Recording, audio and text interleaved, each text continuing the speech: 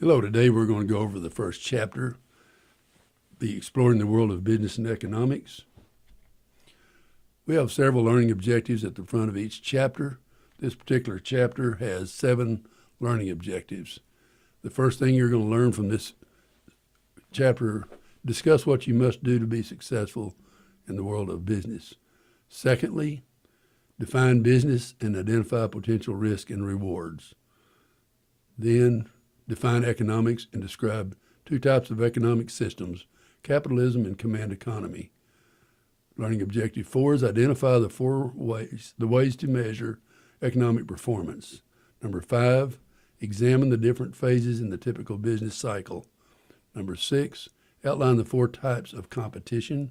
And finally, number 7, summarize the factors that affect the business environment and the challenges that American businesses will encounter in the future. Individuals are free to decide what to produce, how to produce it, and what price to sell it. So you'll need to remember this is what we call 3 enterprises. Know that the exams will have several questions that will be definitions. The definitions are found in your book on the right and left margins of each page. What about your future in the changing business world? If you haven't decided, you need to decide what do you want, why do you want it, and write it down. This is a guy named Joe Dudley, a very successful businessman, who says success is a journey, not just a destination. Why would you study business? You may or may not be a business major. It matters. This is going to help you choose your career. It will help you learn how to be a successful employee in any type business. It will help you improve your management skills. Should you try to start your own business someday, it will help you do that. And finally, it will help you become a better informed consumer and investor. There's several things in the chapter we'll talk about with regard to the consumer and investor information. Some tips for studying this chapter, this book. Be sure that you prepare before you go to class. In the case of online, be sure that you're prepared according to the schedule on coursework. Obviously, that means you need to read the chapter. You need to keep a notebook, a journal. You may want to underline or highlight important concepts in the chapter. Of course, take some notes. You need to know how to apply the concepts in the chapters. Something you're going to hear very often in this course is to practice critical thinking. You'll be doing that in essays. You'll be doing that with the ethics game and several other areas of this course. Obviously, prepare for the examinations. I'll be providing a review prior to each exam. I call that review a focused review. What I'll actually do is create the exam. Then I will look at which learning objectives in each chapter are covered on that particular exam, and how many questions from each learning objective of the chapter. I'll be furnishing you a document, one sheet, and it will have this list. For instance, exam 1 will have the learning objectives covered on the exam in chapter 1, 3, and 4. Below that, it will list for each chapter not only which learning objective is covered, but how many questions on that learning objectives. What this will do, this will cut your study time for the exams in about half. What is a business? Here's a good definition right out of the book. The organized effort of individuals to produce and sell for a profit the goods and services that satisfy society's needs. Now, in order to do this, all businesses must have these 4 resources on the slide, and you've got to use them effectively to be successful. The first, in my opinion, the most important one, human resources, people. Material resources, whatever your company needs. Informational resources, that can include information within the company, sales data sheets, articles that you read on your business, what's going on in the economy. Lots of things are informational. And finally, financial resources. Money and cash flow is the lifeblood of all businesses. You've got to have a plan, and you've got to have adequate financial resources to keep the business moving. There's different kinds of businesses: service businesses, manufacturing businesses. Then there are what we call marketing intermediaries. Service businesses are someone that produce a service such as getting a haircut, going to a lawyer, going to your CPA for tax work. They give an example here, H&R Block. Also restaurants.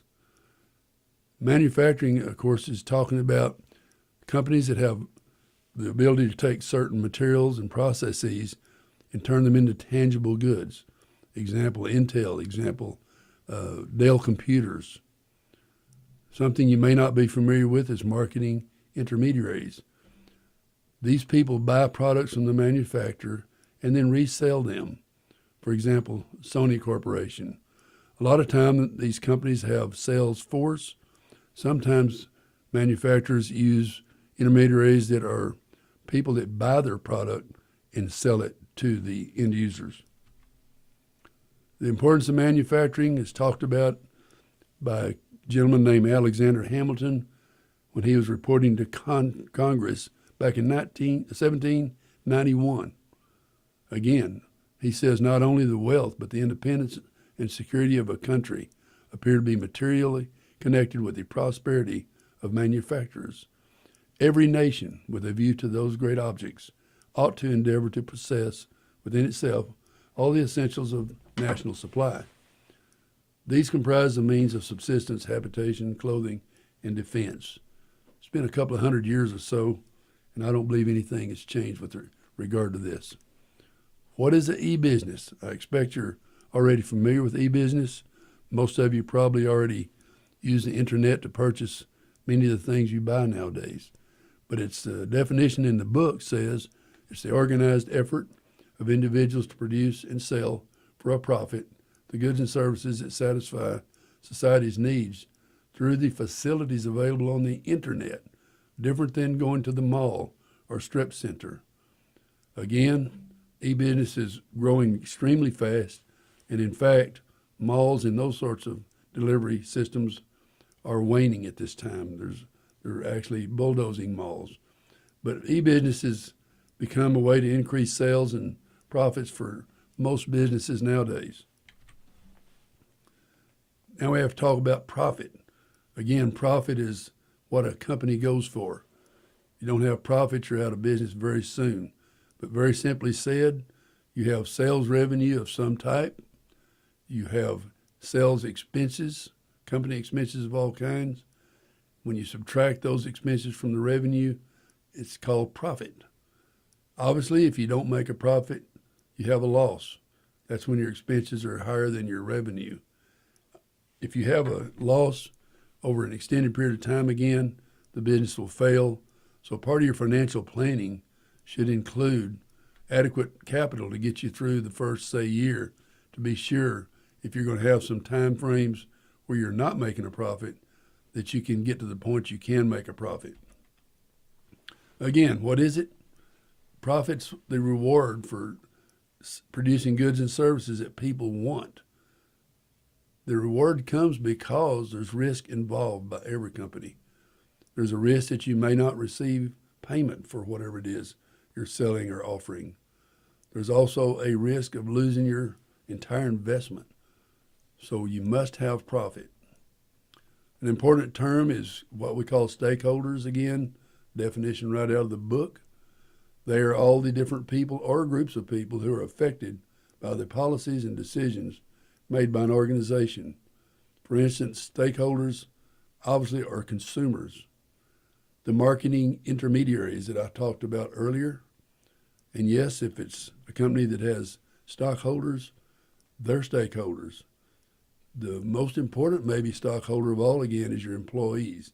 What this means is who could be affected by the decisions you make, again. If you continue in the business, you're successful, all your stakeholders are taken care of. If you do not do well, look at all the stakeholders that could be harmed. One that's not listed is the local tax entities. that fund your schools, your cities, repair your streets, and what have you. They're actually stakeholders as well. Another good definition, economics. There's two types of economics we're going to talk about. But economics is the study of how wealth is created and distributed.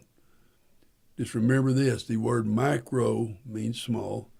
Microeconomics is the study of decisions made by individuals and businesses. The second level of economics to study is macro with an A. That's the study of the national and global economies. Now we're talking about manufacturing. Earlier, there's what they call the factors of production. These are the resources used to produce goods and services. For instance, land and natural resources may be used like a farmer. Labor, time and effort to produce the goods and services.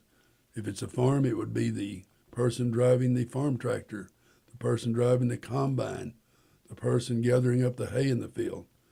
Capital, again, has to do with finance. This is the money, facilities, equipment, machines, everything used by the organization.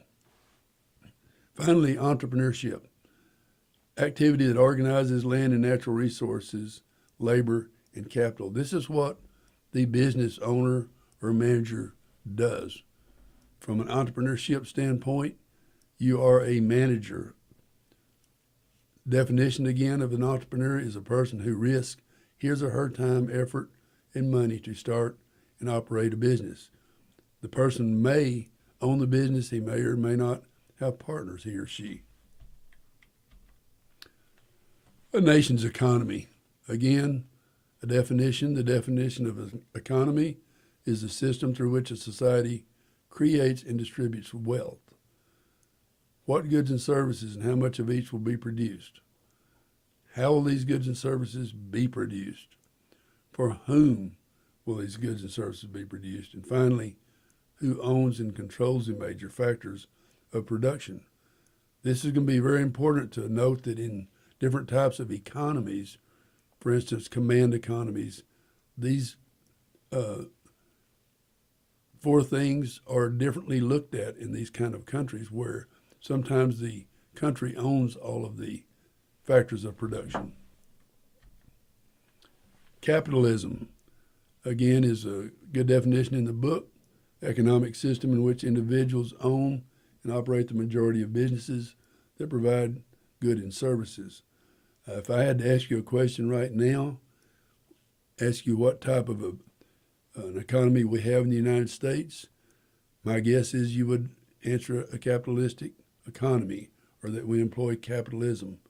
And that is true to a degree. We'll talk more about that. There's this guy, Adam Smith, again in the 1700s, looked at how things were going in the United States. He was looking from Europe. So he says, laissez-faire capitalism, which means in French, hands off, is the way to go. Because over here we had the right to limited government intervention, the right to economic freedom, freedom to compete, the right to own private property and resources, and finally the right to create wealth. Again, the invisible hand doesn't work quite as well as it did back in the 17 and 1800s, but it's still a factor in how we operate our economy.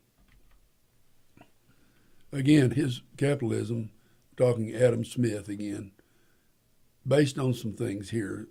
Creation of wealth is the concern of individuals, not the government. Again, you have to own property to create the wealth. You can have economic freedom in all the markets, so the buyers and sellers enter and leave the market as they choose. The price of goods and services are strictly by demand and supply. And again, the role of government should be limited. And we have concerns about this the last quite a few years. But also, they should be providing our defense, make sure we have internal order, furnishing public works and education. And most people would like to see the government not be so involved in business. Again, loosely translated again, hands off or let them do as they see fit. This is all based on the concept of a market economy. What is a market economy? A market economy is an economic system where the businesses and individuals decide what to produce and buy, just as Adam Smith talked about. And as I mentioned a while ago, the market is what determines the prices and the quantities of any item or service sold. What about the United States and capitalism?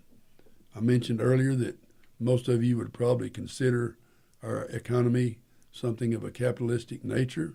It is to a degree, but we're termed nowadays a kind of a new word called a mixed economy. That means our economy has both elements of capitalism and socialism. I know that when you hear the word socialism, you might be concerned that we're talking about foreign government situations that are negative, but in this case, I'll give you an example of what we have in the United States that falls under socialism, things like Social Security, Medicare, Medicaid. Those are social programs that actually take up quite a bit of the U.S. economy at this time, and they're considered socialism. So since that's what we have mixed with capitalism, we're simply called a mixed economy. Again, in the mixed economy, there's 4 questions again. How do you produce something? What is it? For whom? And who produces it? How's that decided?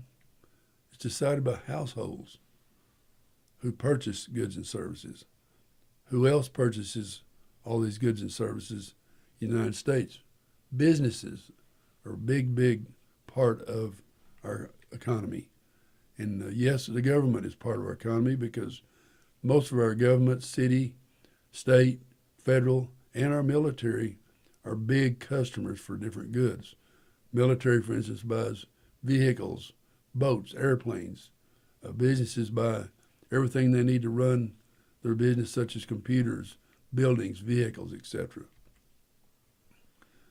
They have a diagram on this next slide. It's called the circular flow in our mixed economy. This one here I recommend that you look at and study if you want to understand how the U.S. economic system works. But basically it shows in the center of the circle governments. What are they doing in the circle? They're taking in taxes from households and businesses. They're providing services for both of those. When they do that, you have product markets, resource markets, that government spending is into resource markets. Resource markets are then furnished to the governments. Same thing for product markets. But look at this slide and study that, and you'll see how the system works. 3 groups in a mixed economy. We're still talking about the United States economy. You've got 3 being households, businesses, and government. I just mentioned households consume goods and services. Sometimes they're the owners of the factors of productions. You have consumer products, goods and services that are going to be used by individuals for personal consumption. Businesses are somewhat similar, produce goods and services to exchange for revenue, which is money. Then they turn around and take these revenues. That's how they purchase the factors of production and keep the cycle moving. All the government really does, they take in taxes and provide services. We're going to look at a different kind of economy, one you may have heard some about, but there's a command economy. Again, unlike the United States, in this type of economy, they decide what goods and services we produced at government level, how they're going to be produced, who gets them, who owns and controls the factors of production. When you look at command economies, and you'll need to study these, they'll be a little bit confusing. You have 2 types of economic systems around the world that are good examples of command economies. One is socialism, one is communism. Let's first look at socialism. Again, as I mentioned a while ago, the government decides, number one, what is going to be produced, how it's produced, who owns and controls the factors of production. They own and control the key industries. In a socialism setup, workers can at times choose their own occupations. In a socialism setup, the goal of that type of government is to equally distribute income, eliminate poverty, provide social services, and finally eliminate economic waste. In these cases, in socialism, there are times when there's small-scale private businesses that may be permitted. Now let's look at communism. You'll need to know the difference in that and socialism. Again, in a communist setup, the government owns and controls all factors of productions. The government do all the plans to produce whatever, basically for the needs of the state. A little bit different, not just individuals, but the state. They dictate occupation, they dictate wages and prices. Different than socialism and capitalism, the goal is to create a classless society where all contribute according to their ability and receive benefits according to their needs. Remember that in communism, unlike socialism that allows some private business, in communism there are no private businesses allowed.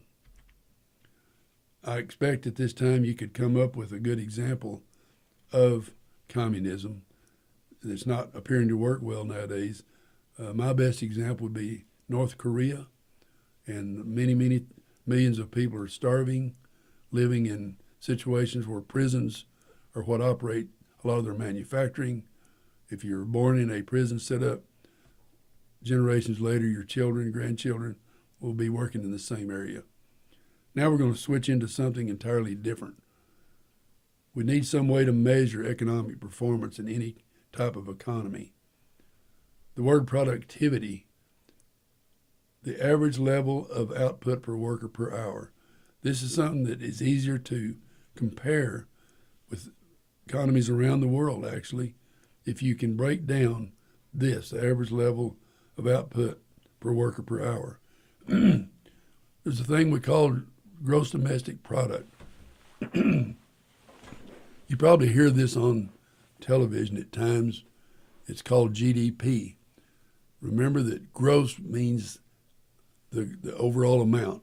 So the total value of all goods and services produced by all people within the boundaries of a country during a 1 year period.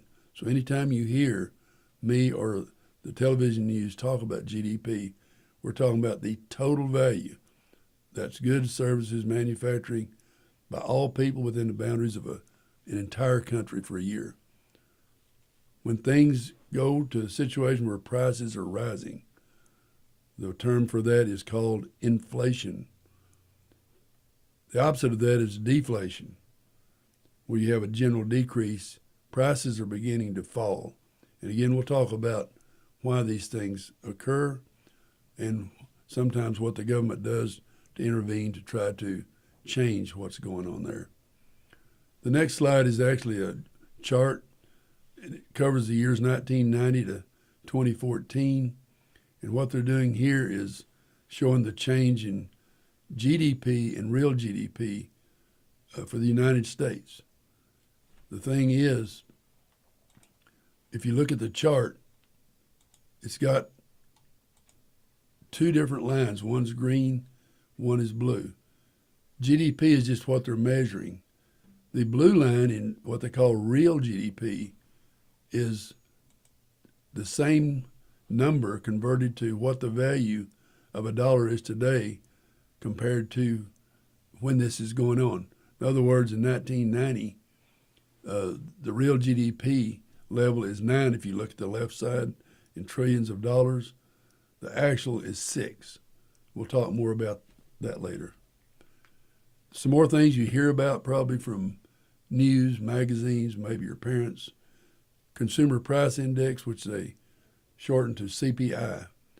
Our government has people hired all over the United States. They go into major markets, not the small towns, and basically look at the price of bread, milk, gasoline, things that are a typical consumer purchase item in an urban area, not small towns again.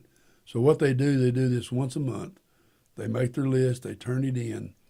At the end of the time frame for the next month, those numbers are tallied, and it'll come out as a CPI. And they'll either talk about it going up 1/10 of a point or two tenths, or going down, depending on what prices are doing. Depends on inflation as well. The next thing is PPI, otherwise known as Producer Price Index. This has to do with manufacturing. This index is the measure of prices that producers are getting for their finished goods, such as automobiles, machinery, appliances. This is different from CPI. In CPI, there's no government subsidies, sales tax, distribution costs factored in. But Producer Price Index does have situations where there are government subsidies. An example of that would be what they put in gasoline, ethanol. The corn that is bought to make ethanol is hauled to a place that converts the corn into that ethanol. That is subsidized. The price of that corn is subsidized by the federal government. That ethanol is then transported, usually by truck, to the nearest place where they have a factory making gasoline. That transportation cost is subsidized. So totally different than CPI. There are sales and excise taxes involved, and obviously distribution costs. So PPI is totally different. Here are some measures on this next slide of economic health. And we'll talk about some of these in more depth. The balance of trade. Again, when you mention that, you're talking about the total value of a nation's exports minus the total value of its imports over a specific period of time. That period of time is usually best talked about on an annual basis. The Consumer Confidence Index. This is usually reported on a monthly basis. It's basically looking at consumers by doing surveys, and they find out if it's an optimistic time in the consumer market or is it a pessimistic time. Corporate profits, they again talk about on television and in magazine, is simply how much profit do the corporations make in a specific time period. These are usually measured on an annual basis. As I mentioned earlier, the thing called inflation rate. How much have goods and services increased in price over a certain period of time? This is calculated monthly, and then at an annual basis, they take the 12 months and give you an inflation rate for the year. But they usually go ahead and report it somewhere in magazines and periodicals from the government on a monthly basis. Of course, national income talks about total income earned by population, including employees. That includes self-employed ones. It also includes corporations and other types of income. What is the national income level? New housing starts are just what it says. How many new homes have been started under construction in a specific time period? During a time of growth in the economy, you would expect new housing starts to be increasing regularly. In a time where you're having inflation is getting really strong, it'll finally get to a point where they're not affordable. The interest rates are too high to make it where people can buy houses. Then the housing starts begin to fall. And again, we'll discuss that in more depth later. Something you do need to know is called the prime interest rate. That's the lowest interest rate that banks charge their most credit-worthy customers. When you go to get a loan for a business and you're new, never started one before, the bank's going to look at your credit report, the feasibility of your business. They're going to quote you a price that they'll charge you on a loan they would make you, and it's going to say prime plus 1, 2, 3, 4 points. So if the prime interest rates that they charge the top customers is 4%, and they say prime plus 2 for your new business, they'll be talking about 6%. Now we're going to get into something that's called the business cycle. It's very important to understand, a very important thing for all businesses to watch. For instance, you don't want to get into a business cycle and develop a new product when that type of product is being replaced on the market with new technology. So we have what they call the business cycle. You have growth and recession in our economy, particularly in the United States. So the cycle is what changes occur that result from either economic growth or economic downturn. Ends up being what is the amount of products and services that consumers are willing to purchase. Obviously, if the economy is moving along well, everything is growing, then the public purchases more, consumers do. And also the amount of products and services produced by business firms.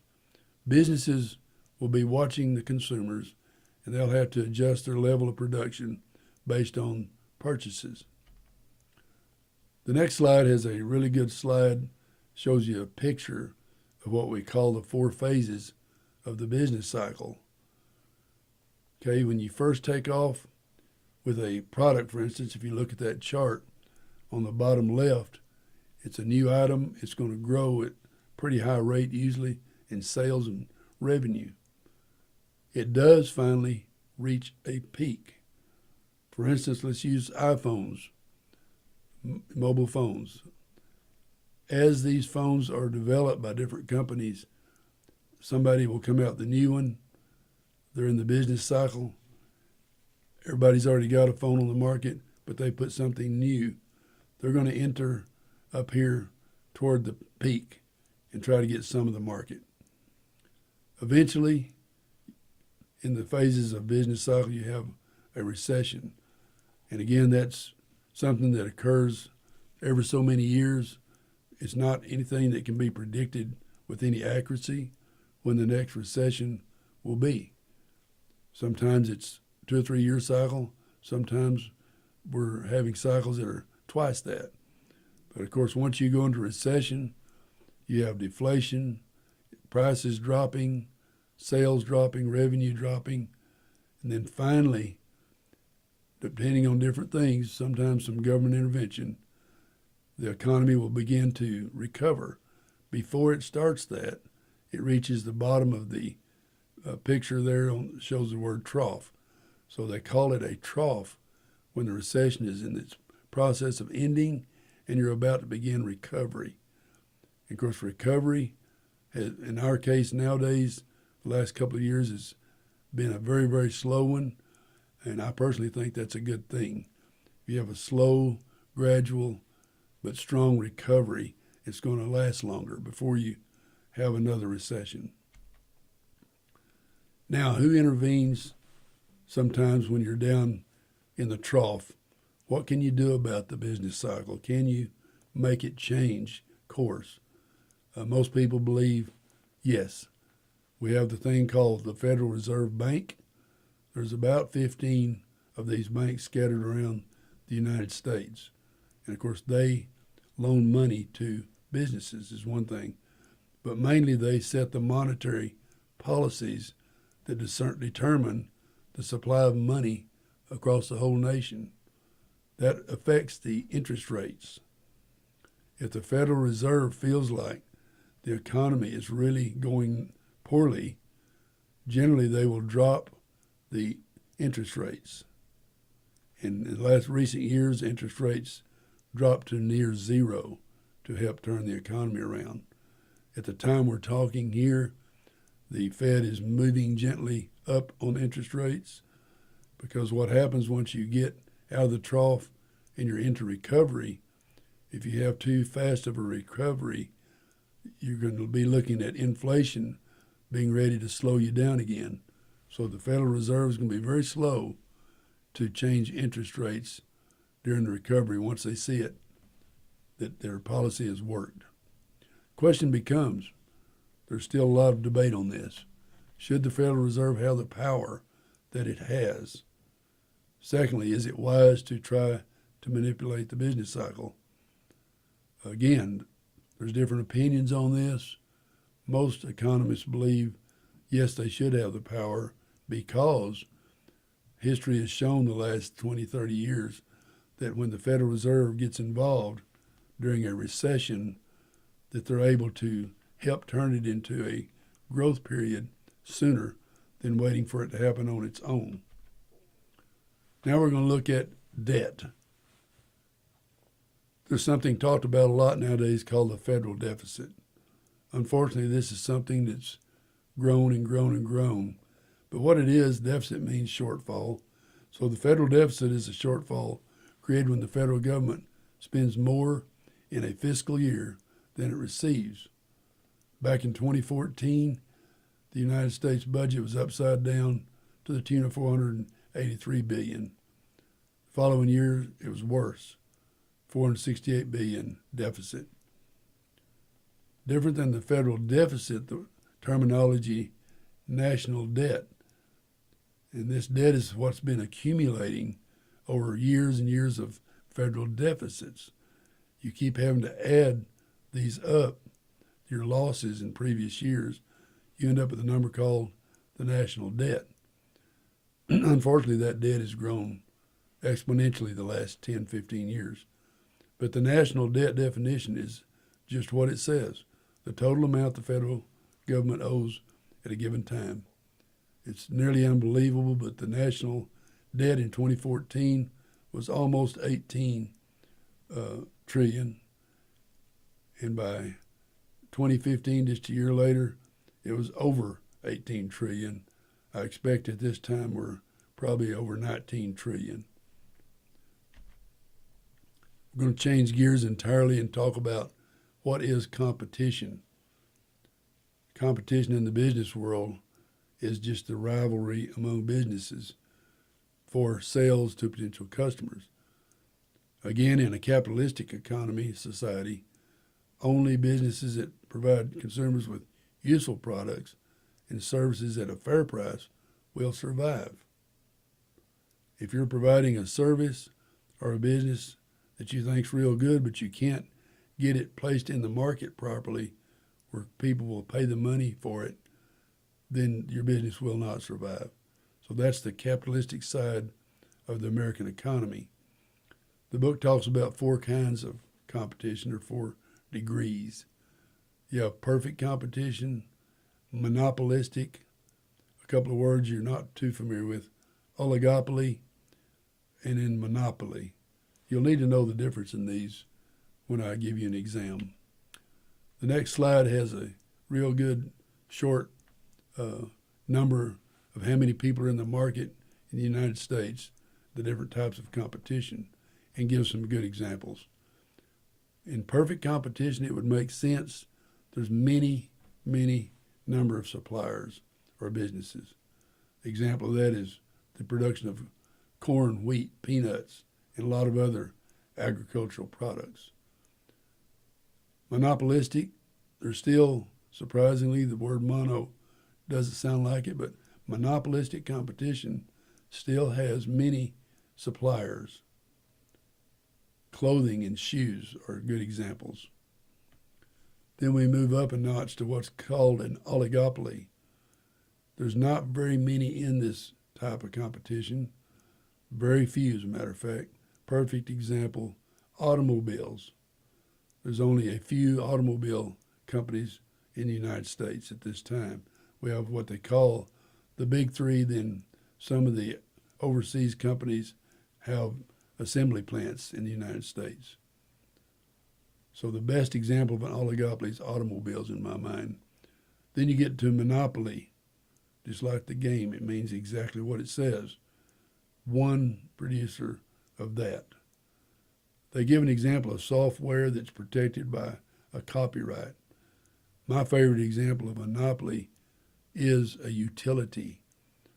Like in Kerrville, El Paso, anywhere, there's usually only one supply for electricity or natural gas or water. The one reason is it's such a high cost to get in the business. It's also very regulated by the government. So just remember the word. Monopoly in competition means there's only one player in the game. Let's go back to perfect competition. Okay, some conditions of that. You've got a single product. There's no way anybody can be told they can't produce it. It's wide open. Any firm that wants to enter the industry can. Everybody's selling about the same product. They're assuming here buyers and sellers know everything there is to know about the market. Also, the overall market is not affected by the actions of any one buyer or seller. Okay, we talked earlier about supply and demand. This tells you a little more about it. In perfect competition, the price of everything that is offered is set by what we call supply and demand. Of course, the supply is simply the number of any product that anyone is willing to produce and consumers are willing to buy. Demand is the consumer side. The demand is what is it, the quantity that buyers are willing to purchase at the different various prices. So where the lines on a diagram here on the next slide cross, that's going to be your market price. If you look at this slide, you look at the blue line, that's the manufacturer making, say, automobiles. As that price goes up, the demand curve is falling down. If you look at the green curve, in this case, where they cross, the market price would be $8, right in the center of the diagram.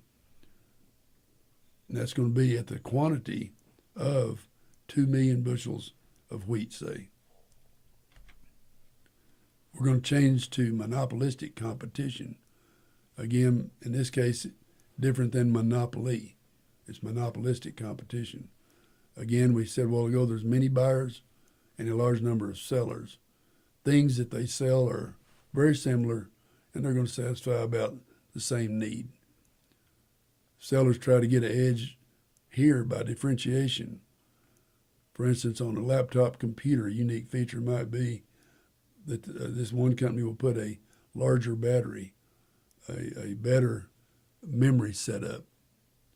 You can do things like change your brand name to something very attention-getting. You can even package it differently. You can offer special services. These are all things you're going to be trying to do because this is a real competitive market to be in when it's monopolistic competition. Going back to the automobiles, my best example of an oligopoly. Again, there are a few and there are large sellers involved. I mentioned earlier also the barriers to entry in this market is why there's oligopolies. It's very, very expensive to build a car factory. That's only after you've designed it, research and development, raise the money. So it's considerable investment, money and time. In this market, the actions of each seller have a big effect on the competitors' sales and prices. Again, I think speaking of automobiles is a good example. If you'll notice when a company offers a car, they're going to give $1,000 cash back after just a short amount of time. Most of the other major automobile companies will be giving cash back. Next thing you know, somebody's offering free oil changes and car washes for life on the car. You turn around a few days later, the competition's having to offer the same thing. Okay, conditions of a monopoly. This gets down to, again, where there's one seller and there's not a substitute that's very close for whatever product or service we're talking about here. Again, large barriers to keep others from entering the market. Usually, again, that refers to large capital outlay. Sometimes there's patents involved. Sometimes there's government regulation and licensing involved that keep most people from getting in the market. In this case, the seller sets its price based strictly on demand. There's some different kinds of monopolies. I mentioned utilities earlier. Utilities operate in a natural monopoly where that large investment would be very wasteful. It'd be silly to put another electric company producing electricity in most cities. They've already got all the power lines, all the capital set up that they need to produce electricity. It's not going to make sense to duplicate that. So that means the public interest is best served by leaving that natural monopoly alone. Again, there's always state and federal and sometimes local scrutiny involved with things like utilities. So again, that's a large barrier. Then you have a limited monopoly. That's when whatever you're wanting to do has to have a franchise, a license, a copyright or such, or even a trademark. So at this point, strictly the government's involved, and if someone else is already in that monopoly, then it's going to be very hard for you to enter the market. Now we're going to change to the economy, particularly in the United States, as it began. In the beginning of our economy in the United States, we had what they call the barter system. There's a little bit of that going on nowadays, but it's quite infinitesimal compared to the large economy. But you're simply trading goods for either other goods or something you wanted. You're not using money in the exchange. So barter is simply changing a good or service for something you need, whether it be a good or service. An example, back in the early days, maybe you're good at raising apples. You get these apples in a basket, you go down the road, someone else is raising corn. And that's exactly how the economy worked. You would trade one item for the other. The domestic system was what occurred where you had manufacturing in homes mostly. Families would process them and offer them to sell by the merchant entrepreneur. So the domestic system, before we had big factories, you had homes and farms producing things that would be sold to stores or merchants that went around and delivered them back in the day. Finally, what developed was what we call the factory system, and that's where you put in place all the machinery, people, buildings, everything you need to produce something. It's all assembled in one place, and that's where we are today on manufacturing.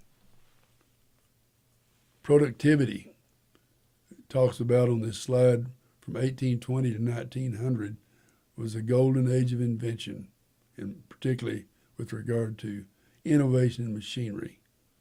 Also, that's when railroads and all these kinds of things expanded the domestic markets for American products.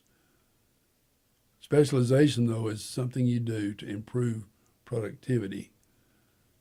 What you're doing there, you're going particularly into a factory. Henry Ford is the one that really capitalized on this idea, where he had people all in the buildings doing one thing to put together a Model T car. It was a specialization such as installing the engine, putting the top on the car, putting the wheels and tires on the car. That's what happened, and that's how we came up with the assembly line. In the early 1900s, again, we had rapid growth of all industries in the United States. What you hear some about is the stock market crash, which occurred in 1929. They call that the Roaring Twenties. Things were just growing like crazy. And again, things got overpriced. The stock market was way, way above the real world. And when things began to fall, it ended up closing many, many banks, businesses, and there were a very high percent of unemployment in the ensuing 10 years. So after the crash, they called that the Great Depression.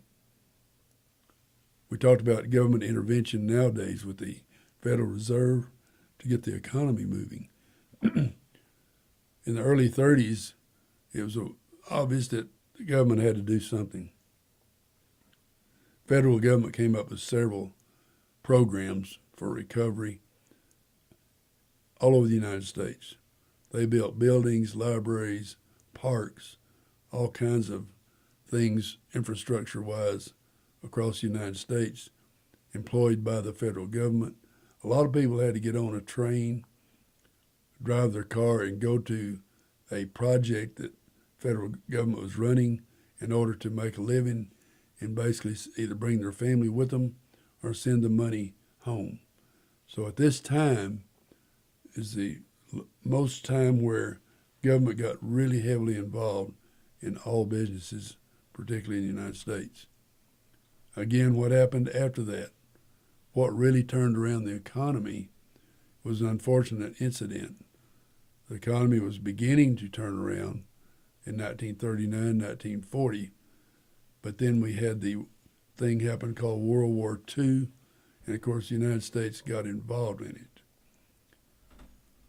You had rapid economic growth then because agencies such as General Motors, Ford, different ones that had factories ended up making products for the U.S. government, for the military, making airplanes, jeeps, all sorts of things to run the war for the United States.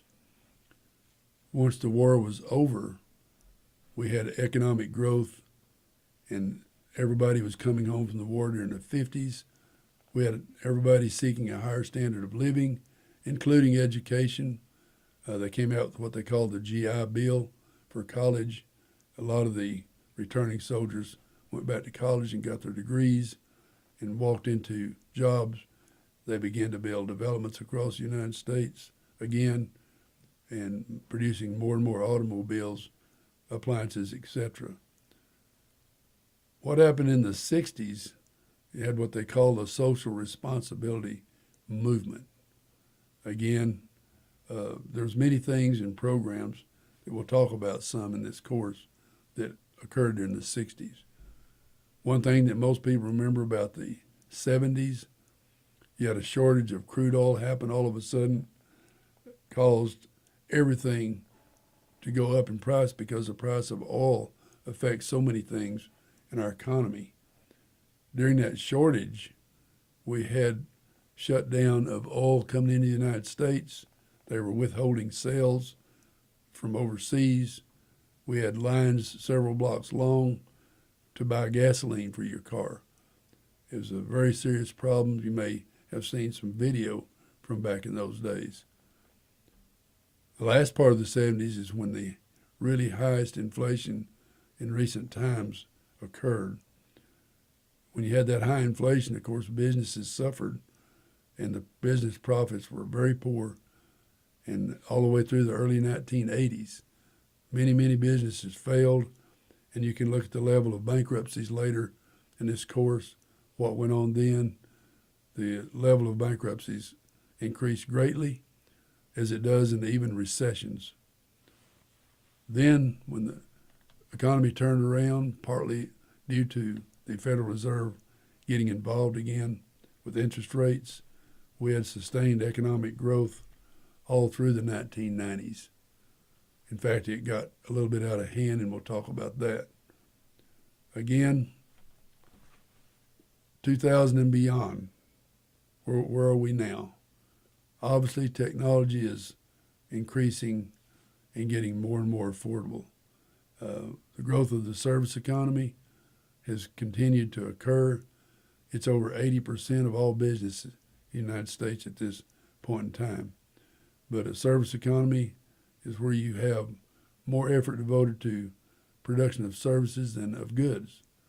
So if you ask a question, what is the economy like today in the United States, your correct answer would be, we have a situation where it's a service economy.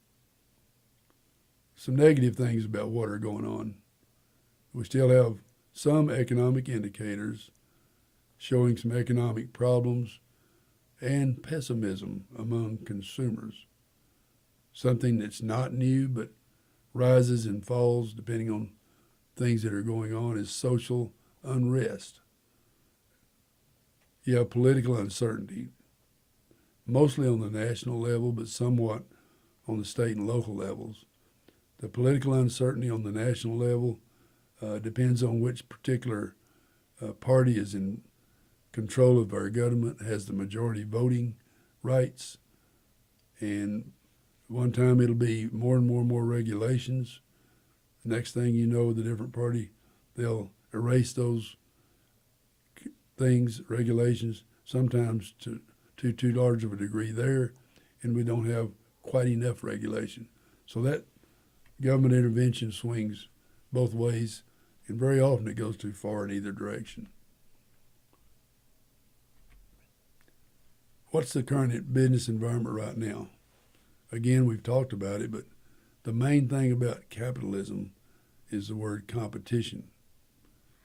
What's changed is we now have what we call a global environment. It's not just competition American businesses have with each other, but we have competition from all over the globe.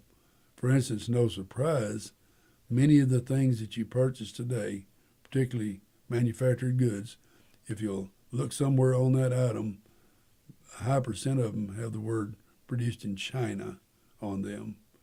2 decades ago or so, 3, it would have the word Japan on them. And prior to that, we weren't importing a whole lot from around the world. But at this point in time, if you're in any kind of major business in the United States, you're actually competing with businesses from all over the globe. Again, technology changes rapidly also in the building of manufacturing equipment, how you distribute products, and communication. Manufacturing equipment, if you don't know, when they build automobiles, they replace many people on the assembly line with robots. Robots put together a high percent of automobiles and trucks today. In order to do that, they're relying on the high-tech continuing changes in that type of equipment. Even how the distribution of products are taken care of, getting it out to the consumer. At this point in time, it's mostly done by trucks and trains, but it's increasingly a lot of things are carried by air. There's other ideas on the horizon where, for instance, trucks will be total electric and run by computer and not people driving them. So there's lots of changes in technology, even with the distribution of products. Anytime you make a business decision, and very soon you'll be put onto a project in this course called Project T. But when you develop a new business, or if you're going to purchase a new business, any business decision you make, you need to look at what is the economic environment. First of all, in the particular place you're going to put your business. Secondly, on a larger scale, what is the economy doing at this point in time? What are consumers doing? Are they tightening their spending? Are they out there in the market more? You've got to look at the total economic environment before you make any major business decision. Now we're going to get off into something that's considered green. What that is there's economic pressures today for sure, but there's a lot more going on in the last 10, 20 years about being socially responsible in business. And that's mostly to do with production and manufacturing. Again, the word sustainability comes in. That means can I maintain the conditions where humans and nature can exist together in harmony? You can still fulfill the social, economic, and other requirements of present and future generations. Okay, there's different things there you can do. The picture usually tells a lot, but the picture shows the sustainability growing. It shows plants. Challenges going forward. When the economy is doing well, it provides jobs for most people that are willing to work. Still today, the reason people are pouring into the United States, the United States offers a standard of living that few countries can match. In the United States, again, there's lots of opportunity for advancement. People that are willing to work hard, go to school, get educated, etc. Again, different than most countries in the world. I've already talked about one time when it did not work well. The Great Depression of the 1930s. Again, economic problems of the 70s and early 80s, where we're in a long-term deep recession. Prices were low, jobs were scarce. Then we had what we now call the crash of 2008, which is the most recent economic crisis. There's a debate on what caused that, but again, it's usually something that's overrated or inflated. One of the main causes of this last one, most economists believe, had to do with the finance of the housing market and all the different derivatives that they put together to sell to investors involving high-risk loans, moderate-risk loans, and worse, very poor-risk loans on homes of all types. So they put together things and tools, sold them, and when things went bad in the economy a little bit, one of the wage earners of the home would lose their job and the home would be lost. And this type of thing continued until we had a really deep recession going on. Again, some more challenges we have looking forward. Need to answer some of these questions. How do we get a more stable economy?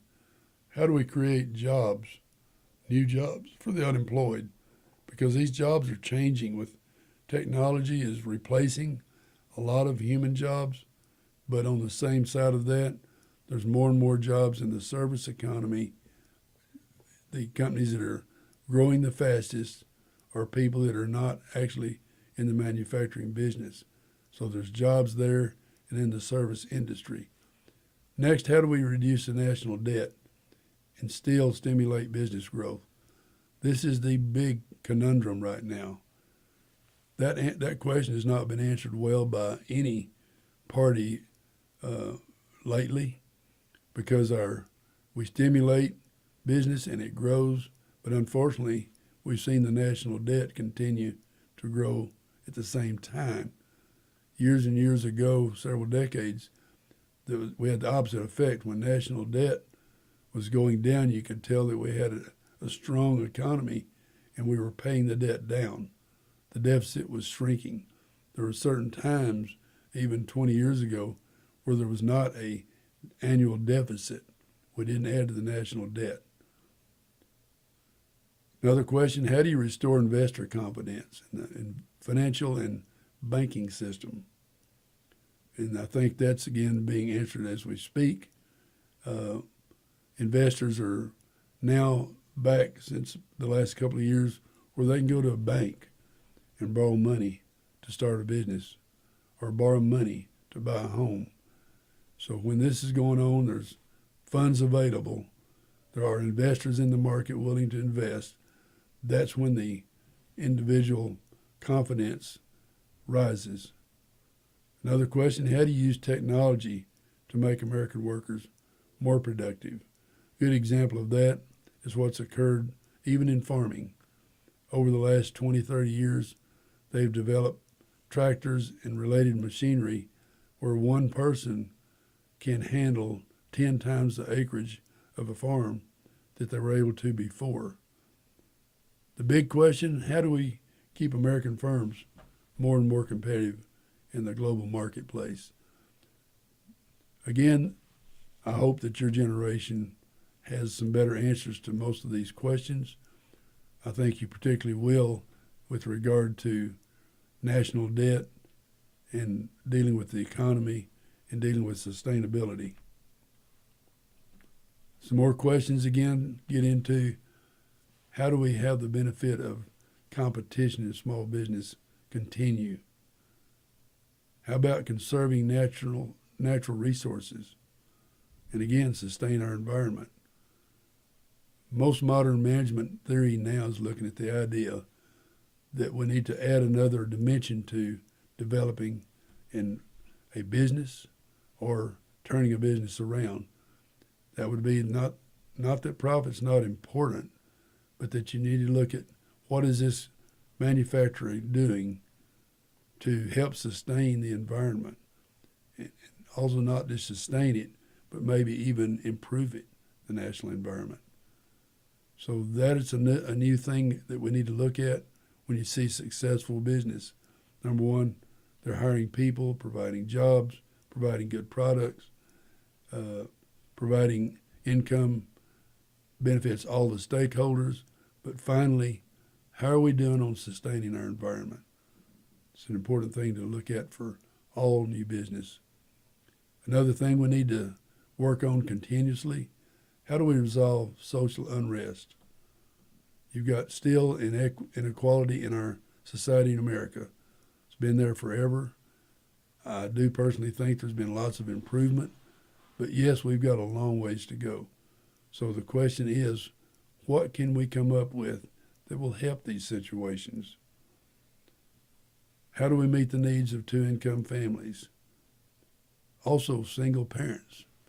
There's still about a 50% divorce rate in the United States. So that means there's many, many, many single parents, most of which are female. So how do you meet the needs? For instance, child care. A lot of big companies are now offering benefits that include child care at the work site. And by the way, while they're at the work site, they've got exercise machinery in rooms. A lot of them have cafeterias available. But how about older Americans? The number of older Americans, again, percentage of our population is growing because in America particularly, the lifespan has been increasing and increasing. How about the unfortunate who need health care and social programs to exist? For instance, mental health. Mental health is probably the most overlooked segment of our population needs. What can each state and each part of our federal government do to improve the health care and programs for the mentally ill and less fortunate is a question. Finally, what about terrorism? How can we combat it? How do we resolve conflict in these countries that are appearing to furnish most of that? Terrorism. What do we do about North Korea? There's many other countries. I know we're not going to have the answers in this class, but I want you to begin thinking about all these questions that this chapter talks about, because you're going to be the generation who answers these questions and solve the problems talked about. Okay, that's the end of the slides for this chapter. I hope you'll use this as a tool to review the chapter before you have the exam.